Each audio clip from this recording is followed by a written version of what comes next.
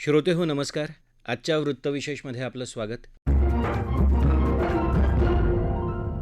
श्रोते हो, लोकसभेत शुक्रवारी नारी शक्ती वंदन दुरुस्ती विधेयक 2026 हे 2/3 मतांअभावी नामंजूर झालं. त्यानंतर दुसऱ्याच दिवशी संध्याकाळी प्रधानमंत्री नरेंद्र मोदी यांनी देशवासियांना उद्देशून संबोधन केलं. यात त्यांनी महिला आरक्षण दुरुस्ती विधेयक आणण्यामागची केंद्र सरकारची भूमिका विशद केली आणि विरोधकांच्या मुद्द्यांवरही भाष्य केलं. प्रधानमंत्र्यांच्या या संबोधनातील मुद्द्यांचं विश्लेषण करणारी ज्येष्ठ पत्रकार सारंग दर्शने यांची मुलाखत आपण आजच्या वृत्तविशेष या कार्यक्रमातून ऐकूया. नारी शक्ती वंदन सुधारणा विधेयक लोकसभेत नामंजूर झालं. त्यानंतर काल प्रधानमंत्री नरेंद्र मोदी यांनी देशाला उद्देशून संबोधन केलं. लोकसभेत प्रधानमंत्र्यांनी तिथे सरकारची भूमिका मांडली होतीच, पण काल पुन्हा देशाला संबोधित करण्यामागे त्यांचा विचार काय होता? काल लोकसभेमध्ये जो निर्णय झाला त्याच्यामध्ये हे जे विधेयक होतं नारी वंदन विधेयक ते नामंजूर झालं आणि संसदेच्या चौकटीपेक्षा जास्त महत्वाचं असं जनतेशी, देशातल्या सगळ्या नागरिकांशी आणि विशेषतः महिलांच्याशी या प्रश्नावरती थेट संवाद करावा असं पंतप्रधानांना वाटलं असणार आणि त्यामुळे ते त्यांनी संसदेच्या चौकटीतली जी चर्चा आहे ती किंवा तो जो विषय आहे तो सगळ्या कोट्यावधी लोकांच्या समोर नेला. मला असं वाटतं की देशात ज्या ज्या वेळेला खूप महत्वाचे असे प्रश्न निर्माण झालेत किंवा महत्वाचे निर्णय झालेत त्यावेळेला पंतप्रधानांनी हा सर्व नागरिकांशी थेट संवाद साधण्याचा मार्ग निवडलाय. म्हणजे आपल्याला आठवत असेल की नोटबंदी झाली तेव्हा पंतप्रधान थेट सगळ्यांच्याशी बोलले होते. कोरोना काळामध्ये काही वेळेला बोलले होते. त्याच्यानंतर आत्मनिर्भर भारताचं ज्या वेळेला संकल्पना आली त्यावेळेला ते असे बोलले होते. असं ते गेल्या 12 वर्षामध्ये काही वेळेला थेट बोलले. तसं त्यांनी आता हा विषय हा लोकांच्या समोर नेला. मला असं वाटतं की त्याच्यामधली सरकारची जी एक नैतिक भूमिका होती किंवा महिलांच्या बाजूनी निर्णय घेण्याची जी सरकारची भूमिका आहे ती भूमिका सगळ्या लोकांपर्यंत विशेषतः महिलांपर्यंत पोहोचावी म्हणून पंतप्रधानांनी हा थेट संवाद साधण्याचा मार्ग निवडला असेल.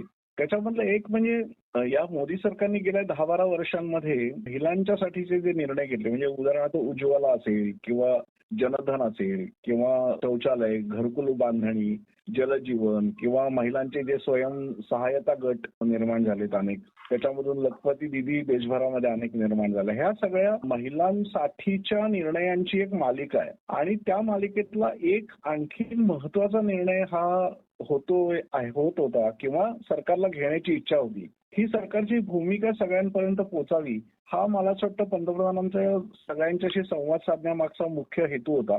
याच्यामध्ये लोकप्रतिनिधी निवडून येणार असले जास्त म्हणजे महिला लोकप्रतिनिधी जास्त येणार असल्या तरी त्याचा थेट संबंध हा देशातल्या एकूण महिलांच्या प्रगतीशी किंवा त्यांच्या राजकीय भागीदारीशी निगडित आहे. हेही पंतप्रधानांना कुठेतरी ठसवायचं होतं आणि म्हणून मला असं वाटतं की त्यांनी संसदेतला हा जो विषय होता हा एका अर्थाने जनतेच्या व्यासपीठावरती नेला आणि महिलांचं त्याच्याबद्दलचं काय म्हणणं असेल तेही कदाचित पंतप्रधानांना यातून जाणून घेण्याची अपेक्षा असेल.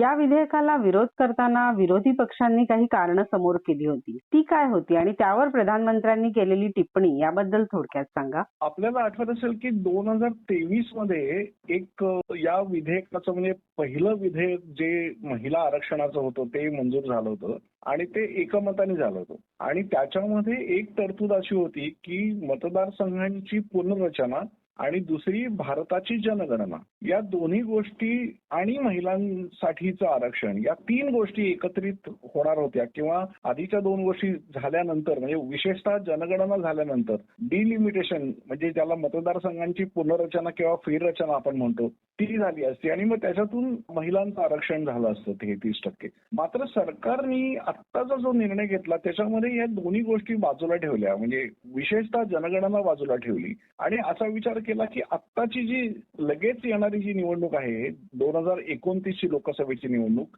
ती निवडणूकच महिलांच्या आरक्षणासहित व्हावी आणि तिथे जनगणनेचा संदर्भ फक्त 11 सालचा घ्यावा. 21ला तर जनगणना करोनामुळे होऊ शकली नव्हती पण 11ची जी जनगणना झाली त्या जनगणनेचा संदर्भ घेऊन मतदारसंघांची पुनर्रचना व्हावी आणि त्याच्यामध्येच महिलांना 33% आरक्षण मिळावं अशी सरकारची ही गेल्या वेळेपेक्षा थोडीशी बदललेली भूमिका आहे आणि त्या भूमिकेला विरोधकांचा मुख्यतः आक्षेप जो आहे तो दक्षिणेतील राज्यांवरती अन्याय होऊ शकतो हा एक आहे. दुसरी गोष्ट त्याच्याबद्दल काही विरोधकांनी ओबीसी आरक्षणाचा मुद्दाही त्याच्यामध्ये उपस्थित केला होता आणि काही जणांनी त्याच्यामध्ये नवी जनगणना न होता अशा प्रकारचं आरक्षण लागू करणं हे योग्य होणार नाही अशी भूमिका मांडली. आता या सगळ्या मुद्द्यांना परत पंतप्रधानांनी संसदेतल्या भाषणामध्ये जसं उत्तर दिलं, लोकसभेतल्या भाषणात उत्तर दिलं, तसंच त्यांनी राष्ट्राला उद्देशून जे भाषण केलं त्याच्यामध्ये हे मुद्दे त्यांनी स्पष्ट केले होते. आणि मला असं वाटतं की ते मुद्दे पटणारे आहेत. त्यातला महत्वाचा सगळ्यात मुद्दा असा की येत्या निवडणुकीमध्ये 50% जास्त जर जागा झाल्या सर्व विधानसभांच्या आणि लोकसभेच्या, तर त्याच्यातलं 33% आरक्षण हे महिलांना तातडीने मिळालेलं असतं. म्हणजे आता उदाहरणार्थ आपण जर बघितलं तर समजा एखाद्या विधानसभेत 100 जागा असतील तर त्या 150 समजा झाल्या तर त्या 150 मधलं 33% म्हणजे 50 जागा या महिलांसाठी तातडीने आरक्षित झाल्या असत्या. म्हणजे हा एक सोपा आणि खात्रीचा मार्ग होता.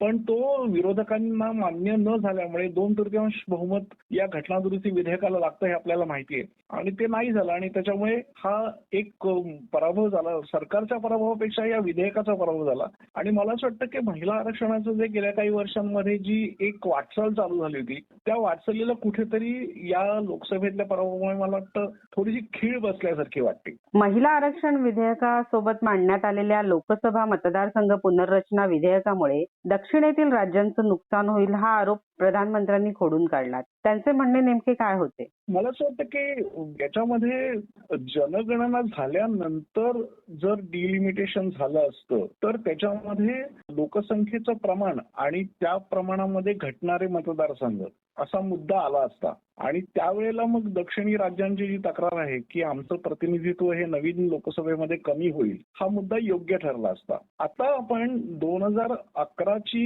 जनगणना गृहीत धरतोय आणि दुसरं त्याच्यामधलं असं आहे की सर्व प्रतिनिधी गृहांची जी संख्या आहे ती थेट दीडपट होणार आहे. म्हणजे त्याच्यामध्ये समजा केरळचं राज्य म्हणजे विशेषतः केरळ आणि तमिळनाडू या 2 राज्यांचा वारंवार याच्यामध्ये उल्लेख होतोय. तर केरळमधल्या ज्या लोकसभेच्या ज्या जागा आहेत त्या थेट दीडपट होणार आहेत. उत्तर प्रदेशमध्ये किंवा मध्य प्रदेशमध्ये पण ते दीडपट होणार आहेत. म्हणजे थोडक्यामध्ये आता प्रतिनिधित्वाचं जे सूत्र आहे लोकसभेतल्या दक्षिणेतलं आणि उत्तरेतलं त्याच्यामध्ये फरक पडणार नव्हता.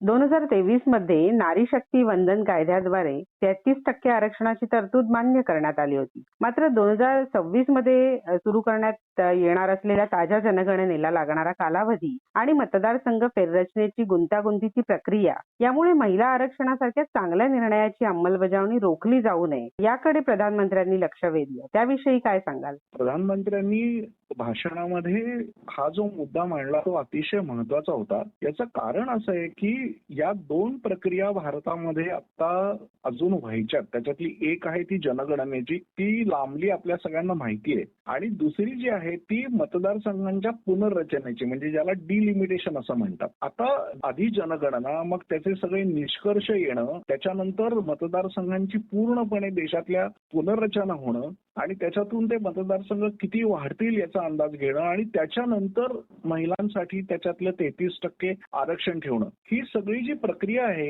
या प्रक्रियेला अनेक वर्ष लागली असती आणि त्या प्रक्रियेमध्ये पुष्कळ कालापव्यय झाला असता. तो टाळण्यासाठी आता सरकारने जी भूमिका घेतली होती की आपण 2011 साली झालेली जी जनगणना आहे तिचा आधार घेऊया, त्याच्यानुसार मतदारसंघांची आता फेररचना करूया आणि नवीन फेररचनेमध्ये 50% जागा वाढवून त्याच्यातल्या 33% जागा महिलांना ताबडतोब देऊया. म्हणजे 29च्या निवडणुकीमध्ये देऊया आणि ते अंमलात आणूया. हा मला असं वाटतं एका अर्थाने 23 साली जो निर्णय झाला तो सरकारने एक्सपेडाईट केला आता. म्हणजे त्याला जरा वेग दिला आणि तो संसदेपुढे आणला. त्याच्या मागची जी सरकारची किंवा सत्ताधारी एनडीएची जी भावना होती की महिलांना जो हा आपल्याला लोकप्रतिनिधित्वाचा न्याय द्यायचा आहे तो लवकर द्यावा ही भूमिका मला असं वाटतं विरोधकांनी लक्षात घेतली नाही. त्याच्यामधली दुसरी बाजू अशी आहे की स्थानिक स्वराज्य संस्था ज्या भारतातल्या आहेत त्याच्यातल्या ग्रामपंचायती असू देत, नगरपालिका किंवा महापालिका असू देत, इथे महिलांचं आरक्षण याआधी झालंय. त्याच्यामुळे ही महिलांच्या आरक्षणाची जी राजकीय प्रक्रिया आहे तिची जर एक तार्किक परिणती आपल्याला गाठायची असेल तर त्यांना लवकरात लवकर विधानसभा आणि लोकसभा या 2 प्रांतीय आणि राष्ट्रीय प्रतिनिधी गृहांमध्ये लवकरात लवकर जागा देण्याची गरज आहे. म्हणजे आरक्षण देण्याची गरज आहे आणि ते आरक्षण केवळ जनगणना आणि डिलिमिटेशन या प्रक्रियांमुळे थांबता कामा नये किंवा लांबता कामा नये हा दृष्टिकोन पंतप्रधानांचा होता आणि तो मला योग्य वाटतो. तो लक्षात न घेता विरोधकांनी हे विधेयक फाडून पाडलेलं दिसतंय. प्रधानमंत्र्यांचा एक आणखी महत्वाचा मुद्दा होता तो म्हणजे काँग्रेस आणि अन्य विरोधी पक्ष हे सरकारच्या कोणत्याही सुधारणांना केवळ विरोध करतात. हा काय मुद्दा होता? म्हणजे केवळ विरोधासाठी विरोध होतोय असं त्यांचं म्हणणं होतं, जे काल त्यांनी त्यांच्या जनसंबोधनामध्ये मांडलं. त्याविषयी काय सांगाल? प्रधानमंत्र्यांनी हा मुद्दा खूप व्यवस्थित अधोरेखित केला. त्याच्यातलं मला एक त्यांची भूमिका अशी वाटते की पूर्वी राष्ट्रीय महत्वाचे जे प्रश्न असायचे किंवा मुद्दे असायचे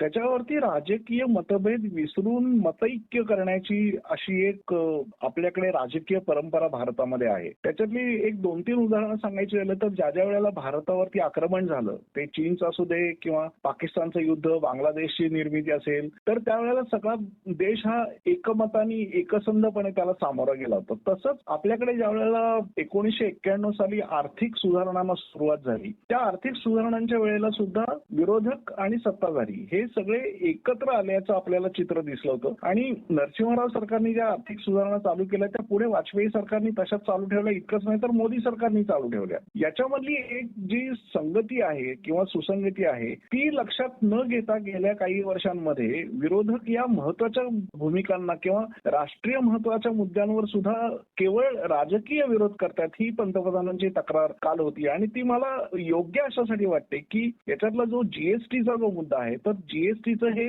पहिल्यांदा आलेली सूचना ही काँग्रेसचं सरकार असतानाच आली होती की अशा प्रकारचा सगळ्या देशभरात समान कर असायला हवा. तोच खरं तर मुद्दा पुढे नेला होता, पण त्याला विरोधकांनी म्हणजे विशेषतः काँग्रेसने आणि आघाडीने विरोध केला. आता जनधन योजना ही क्रांतिकारी ठरल्याचं सगळ्या देशभरात नव्हे तर आंतरराष्ट्रीय संस्थांनी जे सगळ्या पाहण्या केल्या त्याच्यामध्ये सुद्धा लक्षात आलेलं आहे. डिजिटल व्यवहार करणारा भारत हा जगातला सगळ्यात मोठा देश झालेला आहे. भारतात जेवढे डिजिटल व्यवहार होतात तेवढे जगात कुठेही होत नाही. आणखीन एक मुद्दा म्हणजे 370 कलम नसावं किंवा 3 तलाक नसून भारतामध्ये समान नागरी कायदा असावा या तर घटनेमधल्याच तरतुदी आहेत. त्याच्यामुळे या सगळ्या मुद्द्यांना विरोध करताना 2 गोष्टी लक्षात घेतल्या पाहिजेत की याच्यामधलं पक्षीय राजकारण कोणतं आहे आणि याच्यातलं राष्ट्रीय मतैक्य व्हावं अशा स्वरूपाचे मुद्दे कोणते आहेत. आणि राष्ट्रीय मतैक्य व्हावे अशा स्वरूपाचे जे मुद्दे असतात किंवा जे विषय आहेत त्यावेळेला पक्षीय राजकारण हे थोडंसं बाजूला ठेवायचं असतं. हा विवेक मला असं वाटतं की विरोधक करत नाहीयेत अशी तक्रार होती पंतप्रधानांची. आणि त्याच्यामध्ये तथ्य आहे याचं कारण महिला आरक्षणाची जी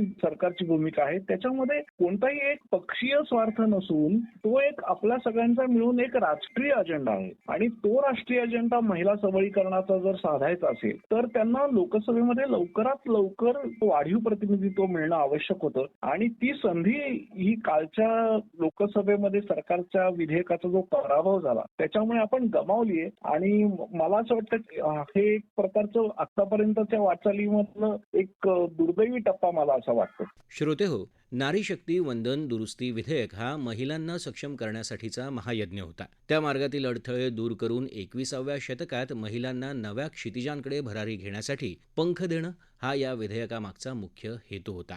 या मार्गातील प्रत्येक अडथळा आम्ही दूर करू असा निर्धार प्रधानमंत्री नरेंद्र मोदी यांनी या संबोधनातून व्यक्त केला. श्रोते हो, आपला वृत्तविशेष हा कार्यक्रम आपण न्यूज ऑन AIR या ॲपवरही लाईव्ह ऐकू शकता. आणि यासोबतच आमच्या मुंबई एअर न्यूज या यूट्यूब वाहिनीवरून या कार्यक्रमाचं ध्वनिमुद्रण आपल्याला कधीही ऐकता येईल. याबरोबरच आजचा वृत्तविशेष हा कार्यक्रम संपला. हा कार्यक्रम आकाशवाणी मुंबईच्या प्रादेशिक वृत्त विभागानं सादर केला. संपादक आणि सादरकर्त्या संगीता गोडबोले, निर्मिती सहाय्य निकिता लाड, लेखन समन्वय आणि मुलाखत मनीषा देवणे आणि निवेदन तुषार पवार.